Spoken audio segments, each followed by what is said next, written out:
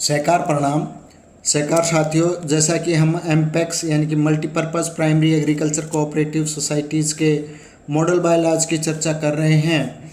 आज के वीडियो में हम बायलॉज के अध्याय 3 यानी कि चैप्टर 3 की शुरुआत करेंगे, जो कि समिति में सदस्यता प्राप्त करने बारे है।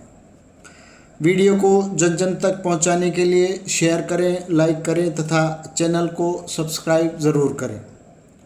सहकार साथियों, एमपेक्स समिति में सदस्यता बारे चर्चा करने से पूर्व हम अपने साथियों को बताना चाहेंगे कि इस बारे में हरियाणा सहकारी समितियां अधिनियम 1984 व नियम इस बारे में क्या कहते हैं। अधिनियम की धारा 16 हमें बताती है कि निम्नलिखित को छोड़कर किसी भी व्यक्ति को सहकारी समिति के सदस्य के रूप में प्रवेश नहीं दिया जाएगा। अर्थात इंडियन कॉन्ट्रैक्ट एक्ट 1872 यानी कि भारतीय अनुबंध अधिनियम 1872 का 9 की धारा 11 के तहत अनुबंध करने के लिए सक्षम व्यक्ति। कॉन्ट्रैक्ट एक्ट की धारा 11 में यह प्रावधान करती है कि संविदा यानी कि कॉन्ट्रैक्ट करने के लिए कौन व्यक्ति सक्षम होता है, यानी कि कौन व्यक्ति योग्यता रखता है। इस धारा के अनुसार प्रत्येक वह व्यक्ति संविदा यानी कि कॉन्ट्रैक्ट करने के लिए सक्षम होगा जो कि वयस्क है यानी कि मेजर है, अर्थात 18 वर्ष का है और विधि द्वारा कानून द्वारा संविदा यानी कि कॉन्ट्रैक्ट करने के लिए निर्योग्य या अयोग्य न हो और स्वस्थ चित हो। ये कॉन्ट्रैक्ट एक्ट की धारा 11 हमें बताती है। B, any other cooperative society यानी कि अन्य कोई भी सहकारी समिति। सी, द गवर्नमेंट सरकार।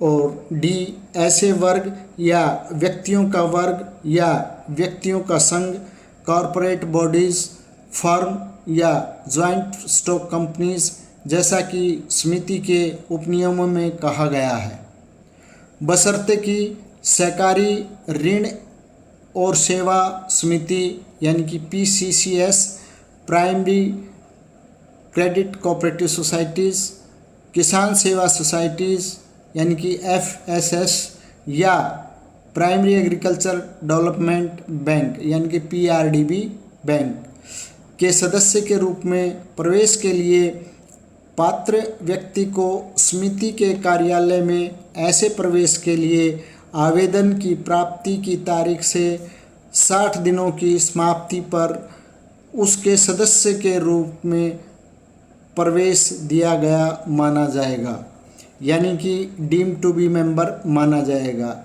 इसका मतलब यह है कि अगर कोई व्यक्ति समिति की सदस्यता के लिए आवेदन करता है, उस आवेदन पर समिति की प्रबंधक कमेटी द्वारा 60 दिनों के अंदर विचार कर निर्णय लिया जाना होता है। अगर समिति की प्रबंधक कमेटी इस बारे में 60 दिनों के अंदर निर्णय लेने में सक्षम नहीं होती है तो वह डीम टू बी मेंबर माना जाएगा, बशर्ते कि रजिस्ट्रार अपने स्वयं के प्रस्ताव पर यानी कि सुओ मोटो या संबंधित समिति की प्रबंधक कमेटी या किसी पीड़ित व्यक्ति यानी एग्रीड पर्सन द्वारा दी गई शिकायत पर इस अधिनियम में निहित किसी भी प्रतिकूल बात के बावजूद उस व्यक्ति यानी कि डीम टू बी मेंबर को हटाने का आदेश दे सकता है यदि रजिस्ट्रार द्वारा दर्ज किए गए कारणों से वह ऐसी सोसाइटी का सदस्य बनने के लिए पात्र नहीं है और समिति की प्रबंधक कमेटी या किसी पीड़ित व्यक्ति यानी कि शिकायतकर्ता द्वारा की गई शिकायत प्राप्त होने के 30 दिनों के भीतर कारण सहित आदेश पारित किया जाएगा। यानी कि रजिस्ट्रार सुमोटो या मैनेजमेंट कमेटी की शिकायत पर या शिकायत कर्ता व्यक्ति की शिकायत पर विचार कर कारण सहित 30 दिनों के अंदर रजिस्ट्रार अपने आदेश पारित करेगा। आगे हम हरियाणा सहकारी समितियां नियम 1989 की चर्चा करेंगे, जिसमें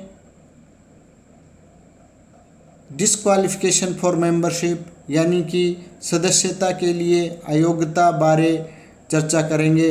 आप हमसे जुड़े रहें। वीडियो को ज़्यादा से ज़्यादा सहकार साथियों तक पहुंचाने के लिए शेयर करें, लाइक करें तथा चैनल को सब्सक्राइब करना ना भूलें। जय हिंद, जय सहकार।